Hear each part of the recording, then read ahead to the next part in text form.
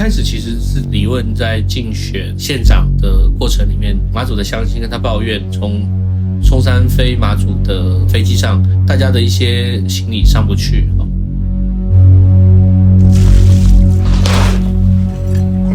据说是因为货舱被非常非常大量的龙虾给占满了。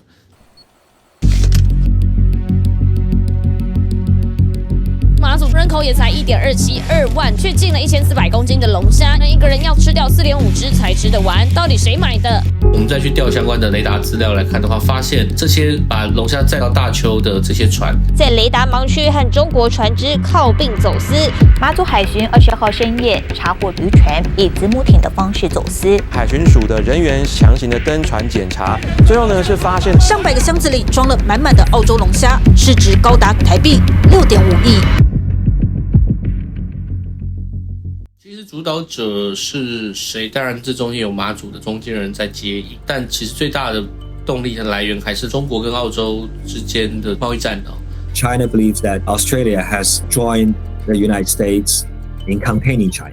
Xi Jinping's government deployed the full might of the world's second-largest economy to punish Australia. Australia's lucrative lobster exports could be the next target in the growing trade spat. Tons of Australian lobster has been left on the tarmac at a Chinese airport. Beijing delivered a crippling blow to the sector when it imposed an 80% tariff. No industry has suffered more from the China trade sanctions than this one. 中澳打贸易战，中国从2020年开始禁止澳洲龙虾进口，但市场需求大，也挡不住走私猖獗。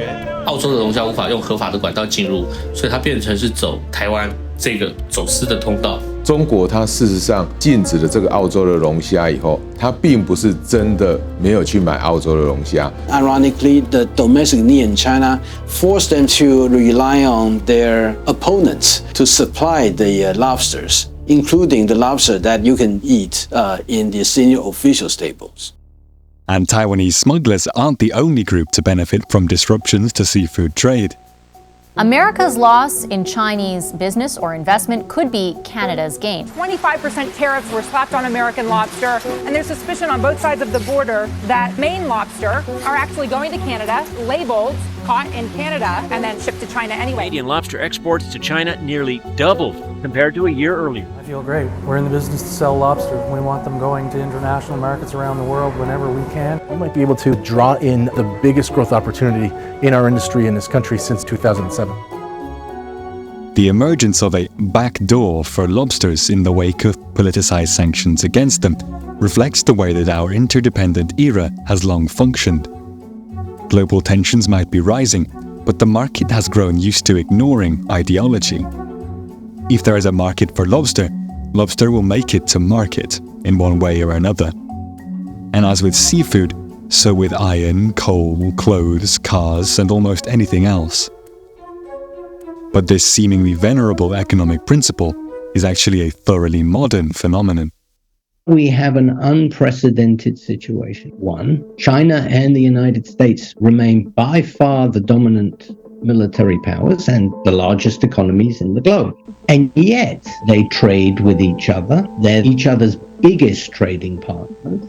And two, lots of countries that are aligned with one of them economically are aligned with the other militarily. Taiwan, its biggest trading partner is China, but its economic security is dependent on the United States. So it's bifurcation because the United States and China are the two major powers. But it's fuzzy because other countries do not consistently align with one side or the other.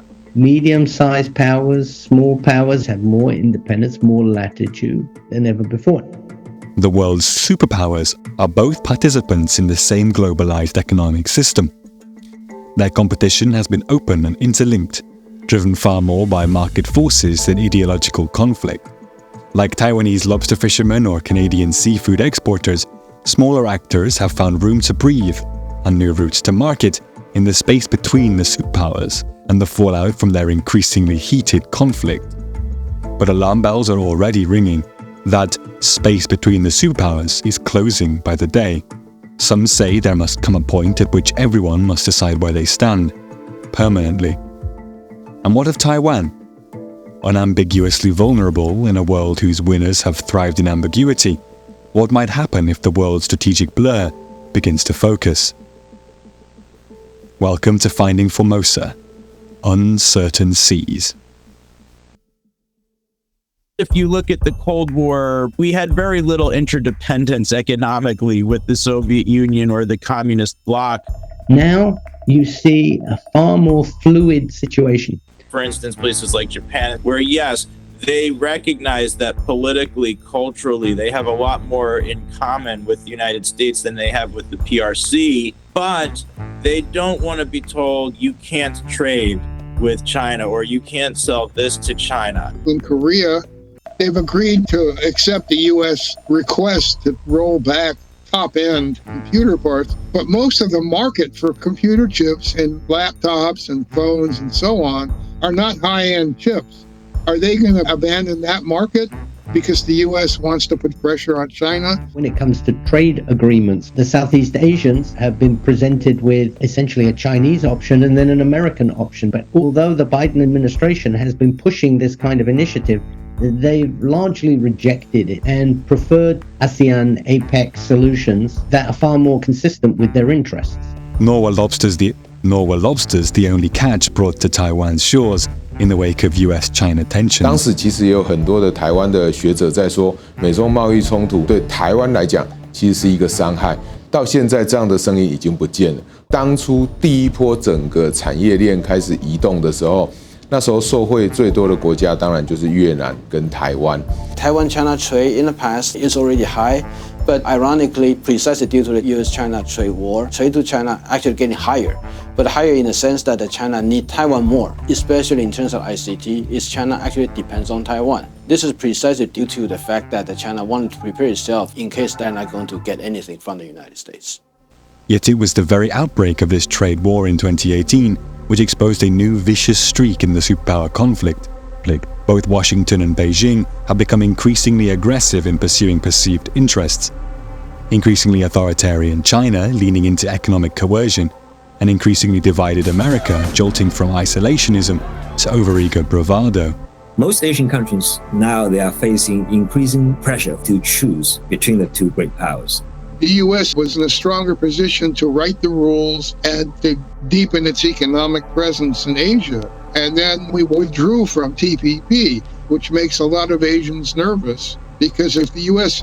diminishes its economic stakes in Asia, what happens to their security role? At the same time, you have a problem in American diplomacy. You know, they want to draw a us versus them, you're with us or against us view of the world. The autocracy versus democracy line that Biden has pushed in PR terms has turned out to be a disaster. When you divide the world up into autocracies and democracies, you quickly create blowback because there are countries who say, well, I don't quite fit this bill.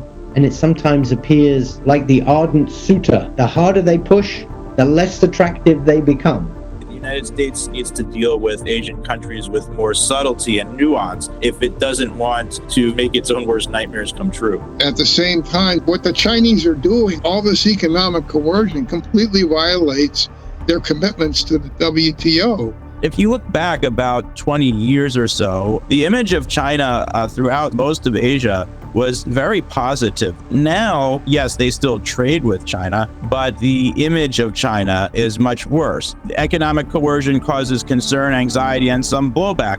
They come up with phony reasons like, oh, we had to do more inspections and it didn't pass and so on. But if they were moving in a positive direction with Taiwan, they wouldn't be banning pineapples, they'd be encouraging exports. You know what I mean? So it's totally political. If China keeps doing this, countries in the region want to decouple more. What we've seen over the past decade is that you have this weaponization of interdependence, particularly on the part of U.S. and China.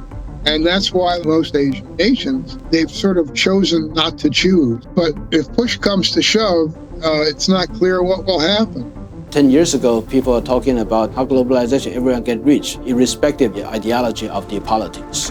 But now we're starting to see that the word of the day is about economic security, which means that you want your economy to be less exposed to the country that might have a very different ideology with yours. A lot of countries, they are still reluctant to pick side, but the trend is that you have to pick side. sooner or later. I think we are still in the formation stage because the ideological component is still very, very strong in these competitions. And for Taiwan, this evolution began long before any of its neighbors. Apple has become the latest victim of the worsening relationship between Taiwan and China. China is putting a chokehold on Taiwanese exports. Beijing slapped it with sanctions. Banning import of mangoes. A ban on import. Chinese import ban. Import ban. Beijing's ban. The import ban. Bans. Ban. Banned imports of products made by more than 100 Taiwanese food and agriculture companies. 原来我的产品是可以卖到中国去，我现在不能卖了，当然是会有伤害。但是这其实对我们的农民的警惕，其实就是你的产品不能只有一个市场。对台湾来讲，没有什么脚踏两条船，两边要讨好这样的一个选择了。因为我们都知道，中国长期以来，不管是军事威胁也好，经济威胁也好，从来就没有少过。In Taiwan, we changed course a little bit earlier from year 2016, not just about the economic de-risking, but also trying to improve our economic footprint in areas other than China. Taiwan is one of the rare instances where both security ties and economic ties are firmly linked to the United States in an attempt to resist Chinese economic or military aggression. If Taiwanese trade with China were to disappear, it would have a dreadful effect on Taiwan's economy, but its strategic position wouldn't alter. If trade with the United States and Europe were to disappear, it would have a significant impact on Taiwan's strategic position because the importance of Taiwan economically would essentially disappear for the West. And the other thing is, I don't think some people in the U.S. grasp that for the Chinese Communist Party to go after Taiwan, it's an existential issue. If you listen to the debate in the U.S. Congress, because there's so much anti-China fever, you'd almost wonder if they know that China has nuclear weapons. But nonetheless, despite all the rhetoric and all the heated complaints, U.S.-China trade last year was $700 billion, and it's grown even every year under Trump, despite sanctions and tariffs. And even in Taiwan, cross-strait trade has not declined, actually. Trade has been booming. Even in the past few years, with the DPP in power.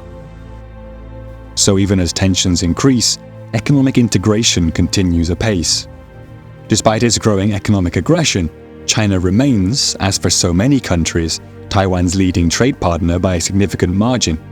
Its share of imports and exports not reduced even by the 7-year incumbency of a broadly anti-Beijing president.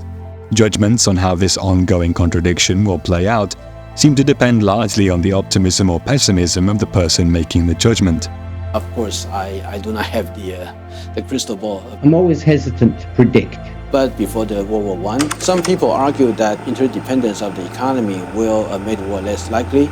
But what happened afterwards? We have the two major wars that almost destroyed the whole world. I could tell you at length about all these small countries and the opportunities they're taking advantage of. But I would argue that we will see a period of flux in which looking to the past doesn't give us much sense of what will happen in the future. I think this period of flux will last quite some time, in part because most countries now have more latitude, more independence as a result of this fuzzy bifurcation than they've ever had before. Nobody has a crystal ball, but within that latitude, the space between the superpowers, trade seems certain to continue expanding, and smaller actors to continue profiting. For now, at least, lobster is still making it to market.